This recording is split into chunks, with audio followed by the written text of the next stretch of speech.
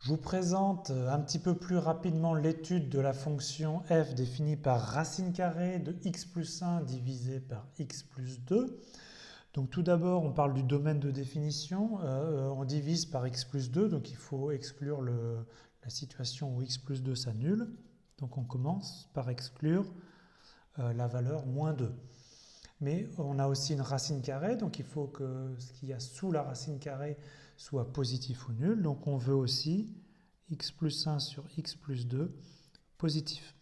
Alors pour que cette expression soit positive, pour faire l'étude, il faut faire un petit tableau de signes que je vous présente ici. Donc pour cela, on détermine d'abord le signe de x plus 1, donc qui s'annule en 0 et donc qui est positive, qui s'annule en moins 1, pardon, qui est positive à droite de moins 1 et négatif à gauche. X plus 2, lui, s'annule en moins 2. Et donc pour le quotient x plus 1, on applique la règle des signes et on voit que c'est positif entre moins 1 et plus l'infini. Et c'est aussi positif entre moins l'infini et moins 2. Et puis on a ici une zone qui va être interdite de prendre la racine carrée entre moins 2 et moins 1. Et donc on conclut que le domaine de définition, ça va de moins l'infini à moins 2. Alors on n'oublie pas qu'on a exclu la valeur moins 2, donc c'est ici ouvert en moins 2. Et union, après on a dit on repart à moins 1, parce que sinon ce qu'il y a sous la racine serait négatif. Pardon, donc moins 1 fermé, on autorise la valeur moins 1 à plus l'infini. Alors parlons un petit peu des limites. Pour les limites aux extrémités, donc on a la limite en moins l'infini, la limite en plus l'infini, la limite en moins 2 mais seulement du côté gauche, et la limite en moins 1 seulement du côté droite. Donc commençons par la limite en plus l'infini par exemple. En plus l'infini, x plus 1 sur x plus 2 ça tend vers 1, d'accord, les termes dominants sont les mêmes, et ne prendre la racine carrée ça ne change rien. Donc la limite de f c'est plus 1, qui est aussi la limite pour la même raison de f en moins l'infini.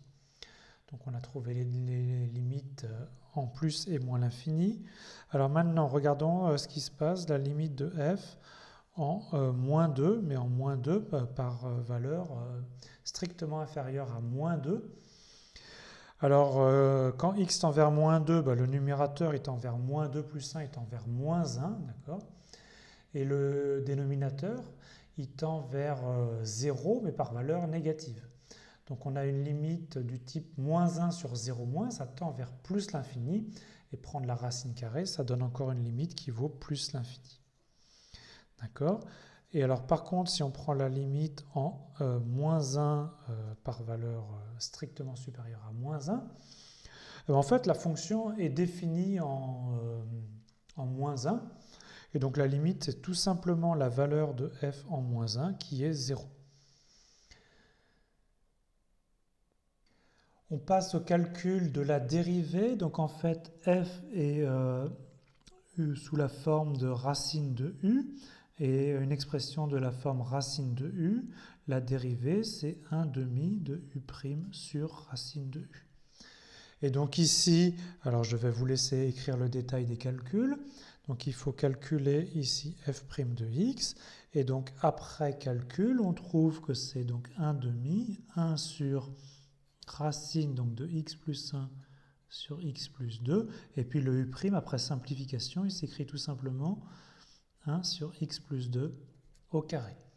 Alors on remarque que tous les termes sont positifs, donc ici on a 1 sur une racine carrée est toujours positive, ici on a 1 sur un carré qui est positif, et donc la dérivée est en fait toujours positive ou nulle.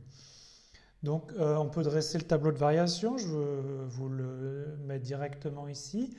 Donc entre moins l'infini et moins 2, la dérivée est positive, et donc la fonction est strictement croissante sur cet intervalle.